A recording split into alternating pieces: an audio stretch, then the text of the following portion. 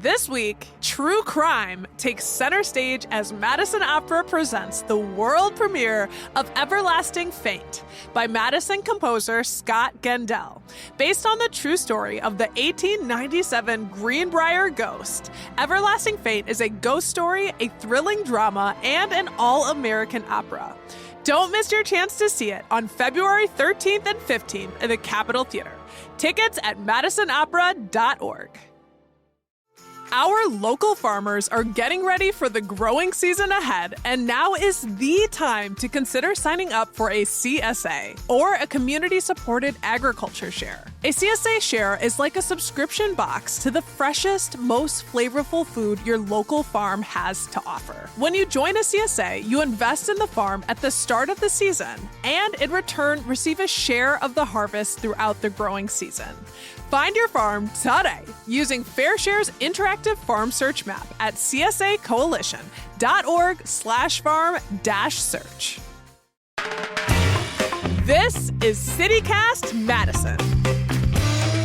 I'm Bianca Martin, and here's what Madison's talking about. Today.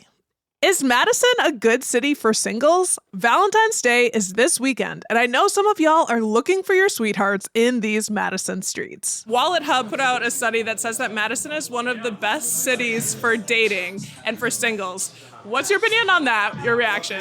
I would say it definitely is a good city for singles, but it keeps making more of them. The tendency to recycle and not stay in a relationship is pretty high, too. Last year, the CityCast Madison team hit up 2 local bars and popular dating spots to find out from you. Is Madison a good place for singles who are ready to mingle? We're bringing back my conversation with executive producer Haley Sperling about what locals have to say about Madison's dating scene. Haley, I heard Madison is one of the best cities for singles and dating. That's what they're saying. Yes. According to a report from Wallet Hub last year, Madison was rated as the 7th best city for dating. Who'd have thought? I don't know. Do you think the people who did the study or survey were met their person here and... Someone really loves Madison. I will say, whether you believe the study or not, and we'll get into it, how it was conducted and whatnot, but people love Madison itself. People love the city. People got a lot of love for this place. Everyone's always like, I love my time there. Yeah, happy people don't kill their husbands. Exactly. Legally Blonde. Endorphins make you happy. Madison has happy people. Tell us, so how was it determined that we're number 7? Yeah. So researchers looked at 182 cities, which is kind of a really random number, but they took the 150 most populated cities in the US, plus at least 2 of the most populated cities in each state. And of course, there's some overlap there, right?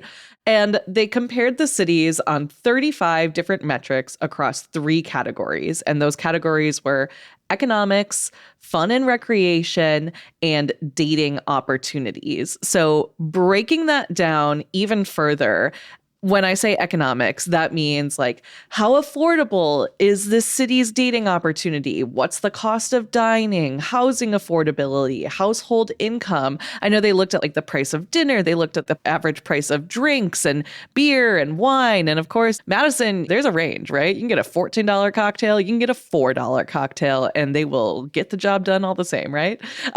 We're looking at you, Plaza Bar. I love me some Plaza. $4 tequila, or what is that tequila sunrise? What is that? Long Island iced tea. Oh, you don't even have to ask me. I know right away. And then fun and recreation, of course, they're looking at restaurant scene, nightlife. Is it walkable? What's the safety like? And then the biggest weight that they put into this rating is genuinely dating opportunities. So they're looking at the number of singles, and this was based on census data. So it's single, non-married people, or they're widowed or divorced, what have you. We're not counting anyone out. And then they're also looking at online dating statistics and the ratio of singles by gender. So to note, they really are looking at straight-based relationships for this study. So yeah, I don't know. What do you think, Bianca? Do you buy it? Is Madison one of the best places for dating? Like, by those metrics, I say, yeah, I get it. I mean, let's just talk about cheap beer. Like, it's so annoying when people that we love come back to the city and they're like, oh, I just need to get my cheap beer. I mean, it should be good. Like, it almost feels a little snobby. Just like, you guys' prices are so low. I've totally forgotten what it's like. But that's really good if you want to go on dates and like multiple dates. Like we've talked to so many people, and I feel like just the idea that sometimes people like go on more than one date in one night, like that price factor is a thing. And the opportunity for bar hopping is great, but also that plays into one, the affordability aspect, but two, the walkability aspect or transportation. Now that we have BRT, shout out to BRT. It's not hard to literally just walk down the street and hit up like 4 different bars. But also, aside from bars, Madison does have a lot of other things to offer. You know, I love me a good like walk to Picnic Point date. And if you don't have to pay for parking, that's completely free, right? We love it. We love to see it. You do have to pay for parking outside of Picnic Point sometimes. I know because yeah, sometimes you do because I got a ticket there once. Yeah, guilty. I mean, the restaurant scene, we have a show dedicated to food every Thursday. Like, we're stacked, like, for sure. And then singles, I feel like all the people coming into the university, like, it does make sense to me. And especially if you are some of those people who are at the university, boo up one of your other grad students. Like, you know, just like, I've seen it happen. Like, this whole department, all of a sudden, 3 of you guys are engaged. So I do believe it. How about you? I believe it. I think as someone who has been in the Madison dating scene for 10 plus years, I go so hot and cold, right? There are always opportunities, but at the end of the day, I do truly believe that Madison is such a small town, and I often see the same people cycling through on apps all the time. And I'm like, you're still here. But then I'm like, well, so am I. Yikes. But yeah, no, like you mentioned the university. I mean, there's also like so many other big tech companies now too that are bringing in, I think, just like a lot of younger folks into Madison. Shout out to Epic, right? I mean, how many 22-year-olds can we fly in to Madison every year? They're all single, ready to mingle. And like a lot of the time too, like they are people who just recently got done with undergrad or just recently got done with school and, you know, are looking for a new adventure and coming to a university town. There's a lot of like-minded people like that. So I think there are a lot of really great opportunities. I think Madison is a pretty social place. Like Midwest in general, people are ready to talk to you and just kind of say hi. So it makes the conversations, I think, flow a little bit easier, makes dating a little bit more fun. And yeah, I don't know. Like I said, I go so hot and cold. It's such a loaded question. And is Madison a good place for dating? Man, I've had the best of times and I've had the worst of times. That's all I'll say. Right. Just to keep it real, like when I was in the dating scene, so obviously I've been booed up, so +1 to it being a good place to meet someone. And I feel like there were a lot of people who were maybe in like this stage where they didn't necessarily ever like need to grow up, kind of. I'm talking about dudes like, not to be so cruel, but like Arrested Development, just like, I don't know what I'm doing with my life, you know, and that's why you see the same people over and over again. And Haley, if you and I were single, we'd be like, have you dated this person? Like, because it's that small. One person I dated for a month just assumed I knew that he dated like one of my friends. And he was shocked when I thought, he's like, you guys never talked about it? I'm like, I guess it didn't come up. It's wild. It's a small pool. And then the pool gets even smaller too when you're talking about queer spaces, right? It's really easy to kind of run through the whole scene pretty fast. And you have a lot of queer friends. To out you. Yes, to and out me. As well. All my girlies are gay and I love them. And yeah, they're all just kind of like, are you sure about this? But it's like, I get it. Because as the study shows, looking at these factors on paper, yes, Madison has it. We've got it down. There is a lot of good stuff happening here. But in practice, is it all happening? I think you're getting a lot more of those failure to launch situations and boys who are just down for situationships and not really looking to really even date. People are just kind of like looking for hookups. And it's a weird scene, I think, since the explosion of online dating, too. Yes, it is such a strange scene and all of the nuances. And I could literally talk to you about this for probably another hour. But we hit the streets to find out. And by streets, I mean we went to two of Madison's hottest bars to really ask about like what is happening with Madison's dating scene. With no further ado, let's hear what y'all had to say, the good folks of Madison, about is Madison one of the best cities for singles and dating? All right, so tell us, what's your name?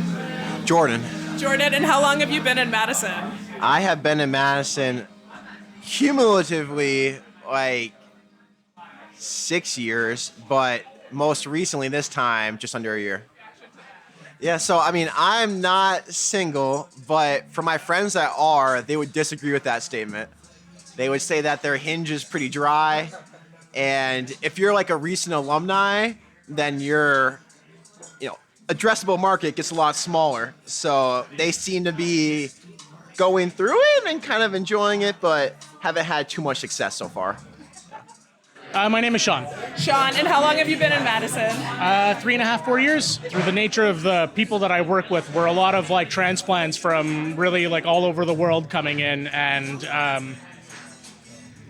most of the people that I work with have usually ended up finding other people in the workplace who are also Madison transplants. One of my friends just got married to a French national. He's a Japanese national, and they met they happened to meet here in the city because they were both here. Hi, I'm TG. How long have you lived in Madison? Since 2019. So Wallet Hub says that Madison is one of the best cities in the nation for dating and for singles. What's your reaction to that? I just laughed, but I don't know. I think it depends. I came from a big city, from Arizona, from Phoenix. So I think here was a little bit harder for me just because maybe like hobby-wise didn't like link up. Because if you go online, it's a lot of guys holding fishes or holding a deer head. And that is just not my thing. So... That's so fair. That's so fair. There's too many dead fish on Tinder. How did that even happen? But agreed, lots of them. All right, hello. And what is your name?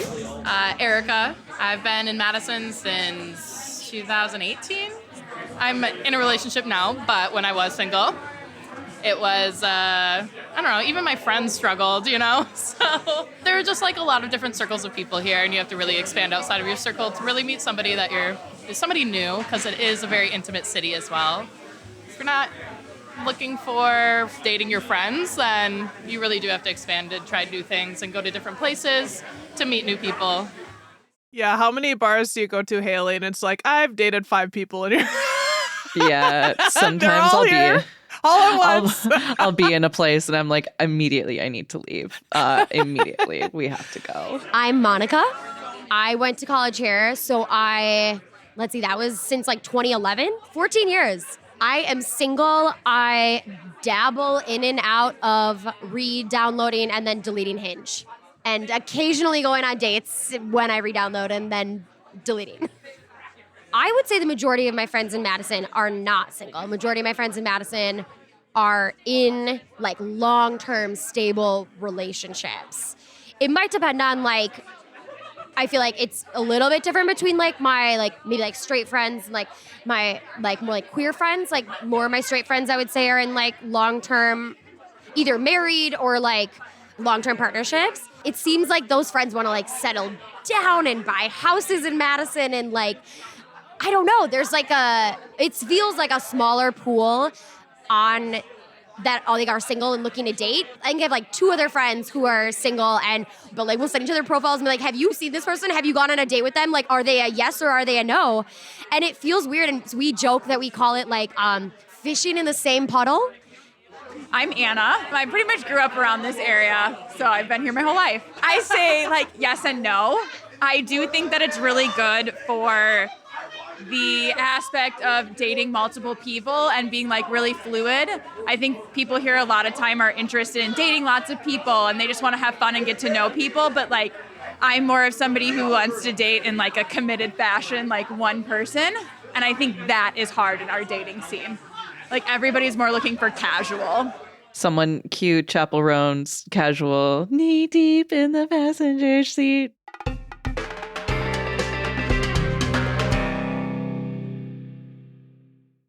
We also asked our kind participants about good date stories, and meaning good or particularly bad dating experiences. Here's Anna, who we just heard from. I am a very bad dater, I would say, in that, like, I get the ick really easily when I date people, and then I'm really bad at telling them, like, I got the ick. So then I just kind of ghost them. I'm a habitual ghoster. I understand it's a problem.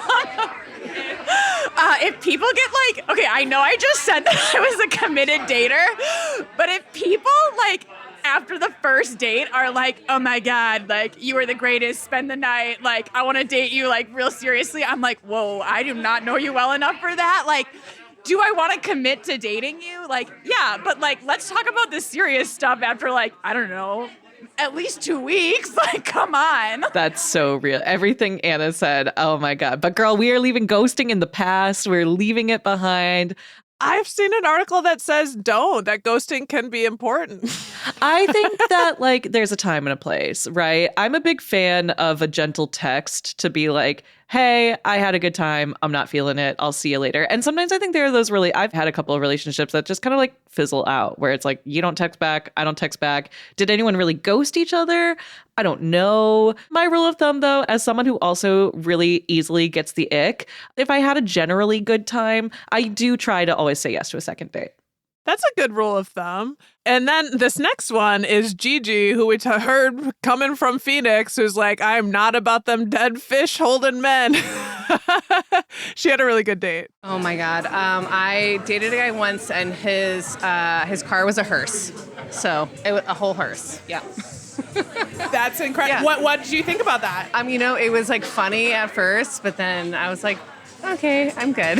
I'm obsessed with this one because my sister, like throughout forever since high school, is like, I'm going to get a hearse. Like, you know, I'm Miss Cool. I'm going to get a hearse. And I always thought that is kind of a cool idea. And so I love that. But it's hilarious. She's like, at first she thought, yeah, this is kind of cool. And then she's like, this sucks in reality. That's a bit that I think could go too far. It's fun to be like, oh my God, yeah, I drive a hearse. But like after the second time when you're picking me up in the hearse, I think it's a no from me. I'll drive. Actually, I'm good. Yeah. And when we were doing this process, we thought to ourselves, you know, it'd be really smart to ask Madison's bartenders about their experiences witnessing the dating scene and like if they'd seen some good dates that they have any stories for. Let's start here with Annie, the bar manager from Robin Room on East Johnson. Another time, this was right after the pandemic. It was kind of letting up and people were having spring fever in 2021. And at the end of the night, she was trying to copulate with a guy right outside of our window. And that wasn't what we wanted to see. We had to keep banging on the door or on the windows to tell her to like move to an alleyway. Oh my God. Yeah, I mean, I know you see it all. Yeah, it's not always what you want to see after a long shift. Maybe for some people, I don't know. Not very demure, not very mindful. Period. My name's Matthew. Do you have any funny like date stories? I know you're behind the bar. You probably hear a lot. Yeah, tons of them. We've seen all of them at some point or another. My favorite is this lady who called out a guy for only talking about himself for over an hour. And the funny part was she did it pretty directly and he did not even pick up on it. So it just became an inside joke between me and her for the rest of the night. From my perspective, it's always funny just hearing the first initial meetup. You're like, oh, this is a first date and they've never met. I'm going to listen in, you know? So I kind of find it entertaining when it's not going well. Just like the awkwardness, and it's my favorite part is like when I'm like, do you want another? Are you sticking around for this or not? Sometimes I do, and I'm surprised. However, a lot of times, from my perspective, I just catch people making out, and you know, like another bar I worked at, I like tried to grab my coat from the closet after I got cut, and there's a couple making out there, and I'm like, all right, can you guys get out of here because you're not supposed to be in here. I love that. It's like, I'm just going to squeeze right past you to get my coat. Please stop. I've definitely served people dinner at Notchville, but they're just making out. And I'm like, I hope they didn't touch their food for a really long time. I'm like, I hope you guys know it's there. It's dark in here. It's dark in here, isn't it? Huh? Here's a wholesome story where I have seen, like, I've done about, like, I would say 13 to 15 weddings where that Tinder date met at my bar and they asked me to be their bartender. So that's actually really cute. But I'm not going to tell you the bad ones. We know he has so many bad ones. He was so, like, humble and demure. JR was being demure. Very demure, very mindful. We also asked people, what is their ideal date in Madison? We heard a lot of good answers. Dinner at Turnkey. Maybe drinks after. Stargazing near Black Earth. There's a glacial overlook that's really good. Then see what happens from there, depending on the vibe. I think that the ideal Madison date really depends on who you are as a person. And I think that's what makes Madison so ideal for dating, is because it really caters to a bunch of different personalities. You have, the bar scene, you have the outdoorsy scene, you have the art scenes, you have all of those spots where you can go and, like, choose your own adventure, if you will. If you're venturing to the west side, going to Vitens Golfland, getting like 100 or 2 bucket of balls and just whacking them on the driving range with some pitchers of beer, and then going to La Tigre for a cocktail afterwards. I would say you probably start at Muskie Lounge just to get things going, enjoy the atmosphere, and then maybe you make your way across town with Greenbush Bar Pizza, which is one of our favorite spots. We love to go there.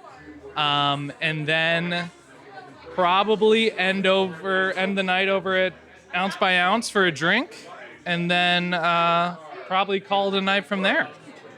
I would start off with, like, lunch at a Han. And then if it's going well for lunch, I'd be like, let's hang out. Let's maybe, like, bar hop a little bit or, like, walk around. And then I would like to take them to dinner to Fairchild. If it's really going well. That's if it's really going well. And then if after Fairchild, I think I would just take them to my favorite bars, and then that'd be my 3-step process. But, like, I don't know, like Jenna's, Robin Room, Maduro, Wisco. I mean, there's so many places in Madison now, so. If you want like a little classy date, I'm usually looking for something like at the Orpheum or like some kind of live music. Specifically, I like High Noon because it's a more intimate venue. Any new, like something that's like a $20 ticket, that's one of my favorites because you find new music.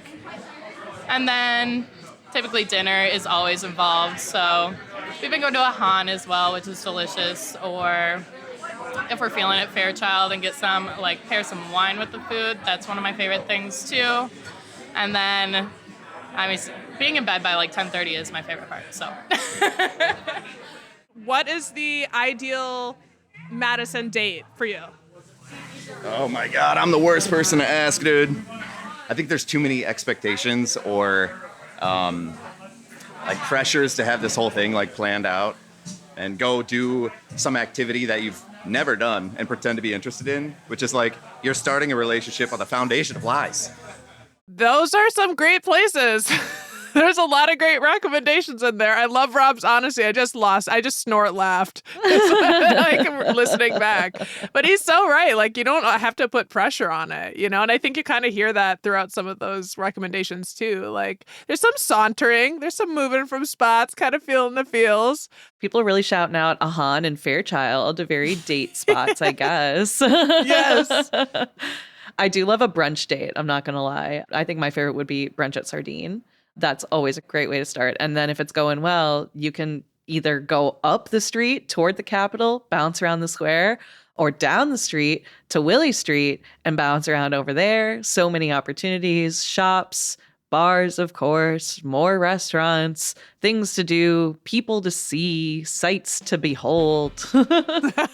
Haley, we had so much fun, didn't we? This was like one of our more fun assignments that we gave ourselves. I want to do it again. That's the CityCast Madison team. Haley Sperling, Jade Isiri Ramos behind the scenes producing the audio, me and you. Thanks to all of you brave, beautiful souls who participated. We had so much fun. And hey, if you're listening and you got takes, what are your thoughts on the Madison dating scene? Is it strong? Are those apps actually running dry? Leave us a voicemail at 608-318-3367 or write us an email at madison@citycast.fm.